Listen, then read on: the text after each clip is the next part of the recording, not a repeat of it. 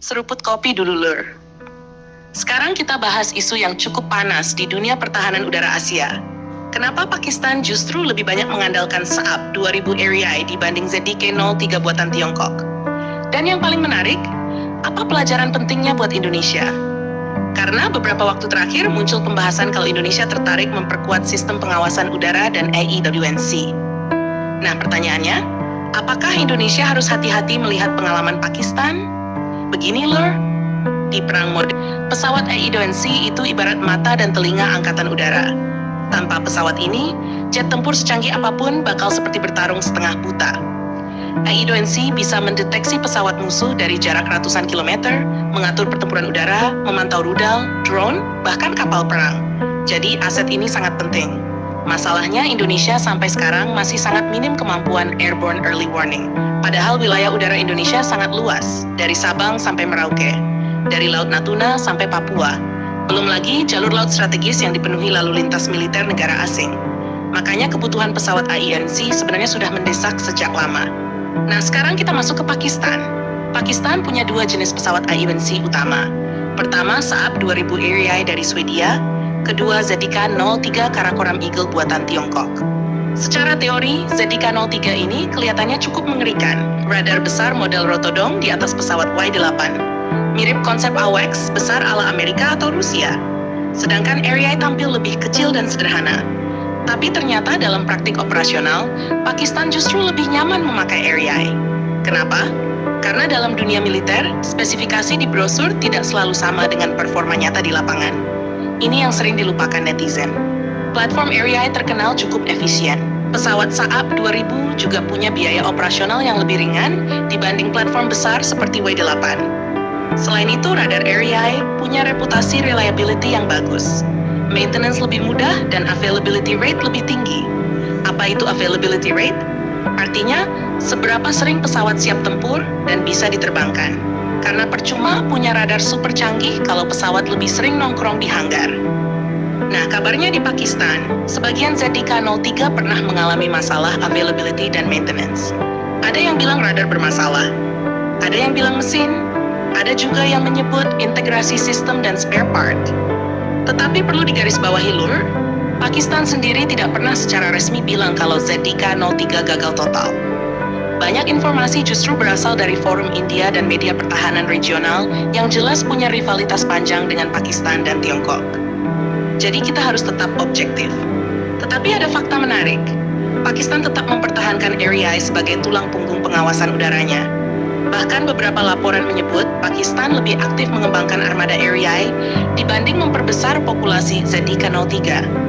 Artinya, kemungkinan besar memang merasa sistem Swedia lebih stabil untuk kebutuhan operasional sehari-hari. Dan ini jadi pelajaran penting buat Indonesia. Karena selama ini pembahasan alutsista di Indonesia sering terlalu fokus pada spesifikasi besar di atas kertas. Radar sekian ratus kilometer, rudal sekian Mach, pesawat sekian ton. Padahal, militer modern tidak cuma soal angka. Yang paling penting adalah sustainment. Apakah pesawat mudah dirawat? Apakah spare part aman saat perang? Apakah teknisi mampu menangani? Apakah sistem bisa aktif setiap hari? Nah, ini yang menentukan kekuatan tempur nyata. Indonesia sendiri punya pengalaman pahit soal alutsista yang maintenance-nya rumit. Ada pesawat yang bagus di awal, canggih, bikin bangga. Tetapi akhirnya jam terbang rendah karena spare part mahal atau embargo. Makanya pemilihan AEWNC Indonesia nanti bakal sangat menentukan arah kekuatan udara nasional. Kalau melihat kebutuhan Indonesia sebenarnya ada beberapa tantangan besar. Pertama, wilayah sangat luas. Indonesia negara kepulauan terbesar di dunia. Artinya radar darat saja tidak cukup. Karena radar bumi punya keterbatasan horizon. Makanya AEWNC penting untuk menutup blind spot. Kedua, ancaman udara makin kompleks. Sekarang bukan cuma pesawat tempur, tetapi drone stealth, rudal jelajah, hingga peperangan elektronik. Tanpa mata di udara, respons pertahanan bakal terlambat. Ketiga, Indonesia membutuhkan interoperabilitas. Kalau Indonesia nanti memakai Rafale, F-15EX, kapal modern, dan jaringan pertahanan udara baru, maka AEWNC harus bisa terhubung dengan semuanya. Ini penting, karena perang modern sekarang berbasis network-centric warfare. Semua sistem harus bisa saling berbagi data secara real-time. Nah, kalau salah pilih platform AEWNC, integrasi bisa kacau. Itulah kenapa banyak negara lebih memilih platform yang sudah terbukti matang secara operasional dibanding sekadar murah atau spesifikasinya bombastis. Sekarang kita lihat pilihan yang mungkin untuk Indonesia. Kalau bicara barat, ada Saab Global Eye yang sangat canggih, ada Boeing Wedgetail, ada I-2 Hawkeye. Tetapi harga dan biaya operasionalnya luar biasa mahal. Kalau opsi Tiongkok tentu lebih murah. Tetapi Indonesia pasti akan mempertimbangkan reliability, politik, dan integrasi sistem. Karena Indonesia tidak bisa sembarangan. Salah beli aset strategis dampaknya bisa puluhan tahun. Apalagi AEWNC bukan barang murah. Satu pesawat bisa bernilai triliunan rupiah. Dan bukan cuma beli pesawatnya, tetapi pelatihan, infrastruktur, radar, maintenance, link data, hingga ekosistem pertahanannya. Makanya keputusan Indonesia nanti bakal sangat strategis. Dan pengalaman Pakistan bisa menjadi studi penting.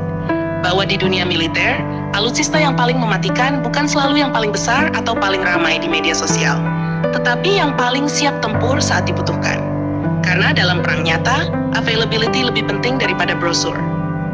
Dan Indonesia sekarang membutuhkan sistem yang benar-benar bisa menjaga langit Nusantara 24 jam non-stop. Bukan sekadar proyek mahal yang akhirnya lebih banyak parkir di hanggar. Menarik ditunggu, Lur. Apakah Indonesia nanti akan memilih jalur barat, timur, atau kombinasi keduanya untuk membangun mata udara TNI AU di masa depan?